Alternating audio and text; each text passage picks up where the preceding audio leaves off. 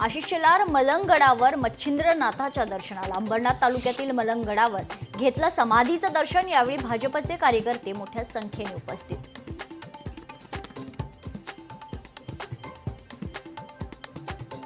भिवंडी तालुक्यातील चिमुकल्याची ऐतिहासिक कामगिरी. 8 वर्षीय विहान जोशी या जलतरणपटूने एलिफंटा बेट ते गेटवे ऑफ इंडिया हा 12 किलोमीटरचा समुद्र प्रवास जो आहे तो अवघ्या 4 तासात पार केलाय.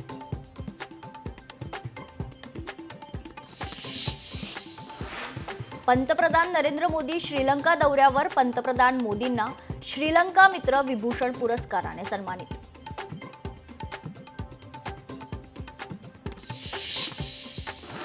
टाटा कंपनीनं अमेरिकेचा कार पुरवठा थांबवला. ट्रम्प यांच्या टॅरिफनंतर टाटाचा धोरणात्मक निर्णय.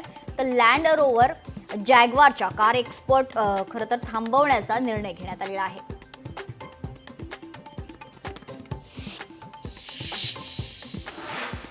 जलवाहिनी कामकाजामुळे वांद्रे कुर्ला संकुल परिसरातील पाणी पुरवठा राहणार बंद. 8 एप्रिलला सायंकाळी 2.5 तासांसाठी होणार खंडित.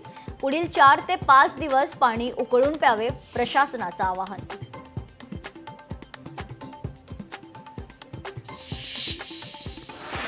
कांदिवलीत फेरीवाल्यांना रोखण्यासाठी बाउन्सर तैनात. महावीर नगरमध्ये पंचशील इमारतीबाहेर बाउन्सर तैनात करण्यात आले. फेरीवाले स्थानिकांना धमकावत असल्याचा आरोप.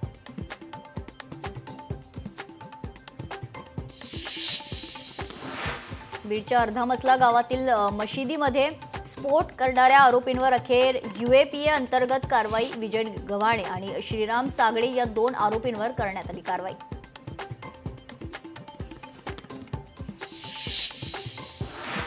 हुकुमशाहीचा आरोप करत भाजप विरोधात भीम आर्मीचं आंदोलन. भायखळा ते आझाद मैदानपर्यंत आंदोलन. शेकडो आंदोलकांना पोलिसांनी ताब्यात घेतलंय.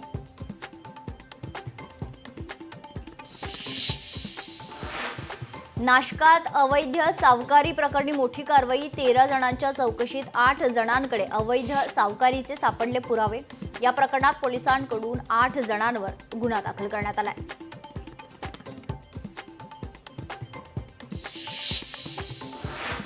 पुण्यातील हडपसर परिसरात अपघात. ट्रॅक्टरने 2 मुलींना चिरडल्याची घटना घडली आहे. जखमी मुलींवर रुग्णालयात उपचार सुरू.